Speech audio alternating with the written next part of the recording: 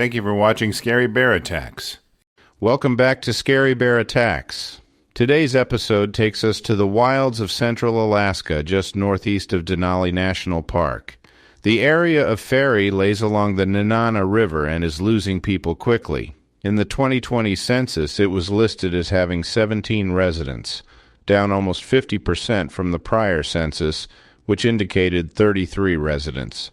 Our story doesn't happen in the village, though, as the subjects of our episode traveled 5 miles into the more primitive areas nearby. Common evergreen trees of the area include black and white spruce and Sitka spruce, with stands interrupted by quaking aspen, black locust, and paper birch thickets. In riparian zones, alder bushes provide a dense lower canopy through which trails meander. This area has a rolling topography as it sits on the northern slope of the Alaska Range.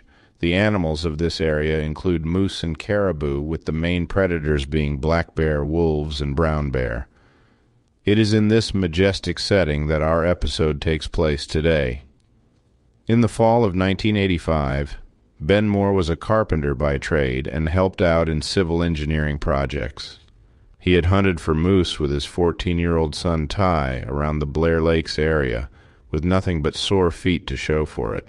His friends felt sorry for his lack of success this year, so in a last-ditch effort, they offered to accompany them to the area around Ferry to moose hunt.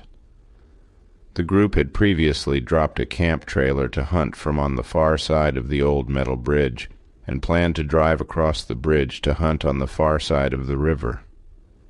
They arrived at the camp trailer in the early evening, the night before they planned to hunt. About 5 in the morning, the hunters climbed out of bed and hopped into a jeep and a station wagon to drive up the mountain road across the bridge to get to their hunting area.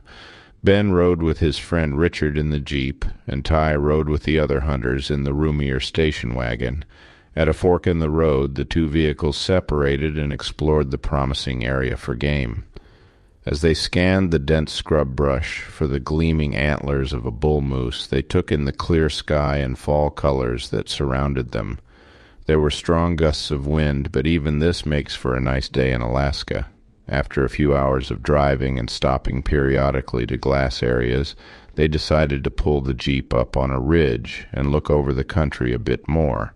The wind was gusting so strongly that glassing from the jeep was more comfortable, and they could see just about everything they wanted to see. They looked for a good vantage point to park the vehicle and began glassing.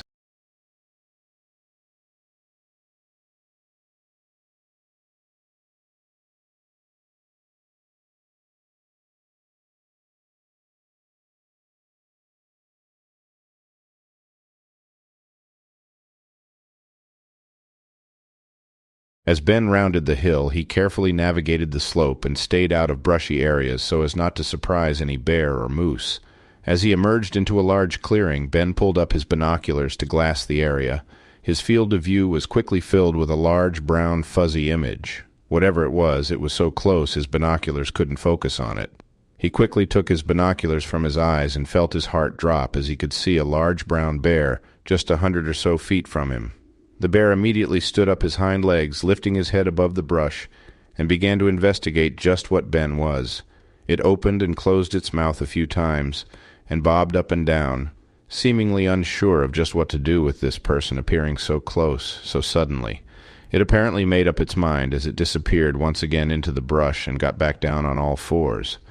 Ben had studied how to behave around bears, as he was an avid outdoorsman.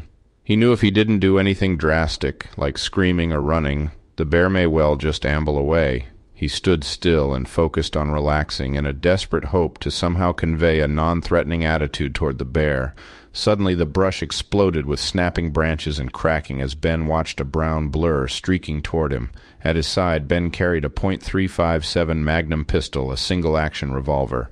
By the time he could pull the gun and cock the hammer, the bear was within arm's length of him. He frantically squeezed the trigger and felt his hand kick in reaction to the shot. The bullet hit the bear square in the chest, but it didn't stop or even acknowledge the impact of the bullet. As the bear ran past Ben, it clasped its jaws on his right leg and slung him over its shoulder. It then flung him backward, sending him crashing onto a large rock. Just as Ben felt himself land, he also felt the bear biting into his right leg. It hadn't even missed a step in the entire process of throwing him, and was now tearing at the muscle and skin of his right leg. Somehow Ben managed to hold on to his pistol while being flung through the air. He quickly pointed the pistol toward the bear and fired, but it was a clean miss. The stress and adrenaline of the encounter had him shaking and unsure of himself, but the bear was sure of what it wanted to do. The bear's underside was now just above Ben, so he cocked the revolver again and fired into its gut. He saw a huge wound open up in the bear's stomach and blood poured out onto him. The bear became even more enraged with the pain, and it diverted its attack to his head. It locked its jaws onto his head and shook him violently from side to side after picking him up off the ground. Ben could hear and feel the bones of his face cracking in the bear's massive jaws. Then it threw him to the ground, onto his back. For a brief second it stood over him and glared at him, with its head near his and its mouth opened wide.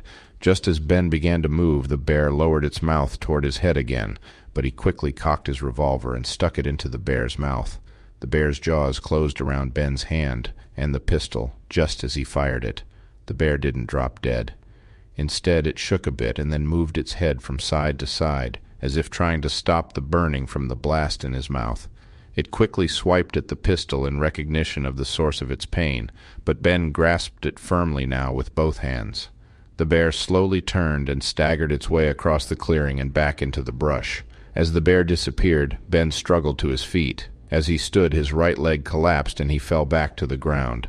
Being both tough and stubborn, he climbed back to his feet and firmly stamped his injured right leg into place as if to convince it to work.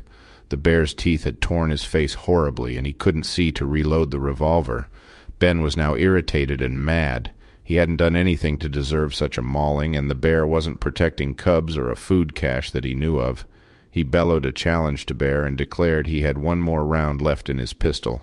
Ben could do nothing to remove himself due to his injuries, so he waited and tried to gather himself and think about what to do. Richard heard only one of the shots from the revolver and soon appeared at the top of the small ridge. He hollered out optimistically, "Did you get a moose?" But Ben's reply was a disappointing statement. "No, a bear got me." Richard incredulously asked Ben what he said, but Ben's confirmation of the events brought him down to Ben's aid. Upon seeing the damage inflicted by the bear, Richard was shaking and nervous. He helped Ben make his way back to the Jeep and immediately began driving back to the trailer, about 5 miles down the rough mountain road. The men had driven about 100 feet or so before the Jeep quit running. Richard cautiously got out and slid underneath the vehicle while keeping a wary eye out for the bear. He banged on the malfunctioning fuel pump and once again started the Jeep. As they drove along the road, they reached out to the rest of their hunting group on the CB radio, but heard no reply. As is so common in these types of stories, as soon as the Jeep had reached the bridge that crossed the river, they ran into 2 paramedics. They had heard the cry for help over the CB radio and had called for additional help. Just as they arrived back at the trailer, an ambulance pulled up and out jumped 3 more paramedics. The paramedics were met with a gruesome sight. Ben's nose hung loosely from his face.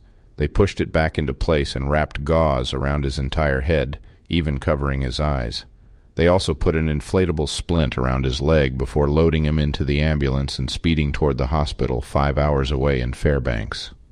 As the paramedics tried to insert an IV to give him fluids, they discovered his veins had collapsed from the trauma and shock of the event.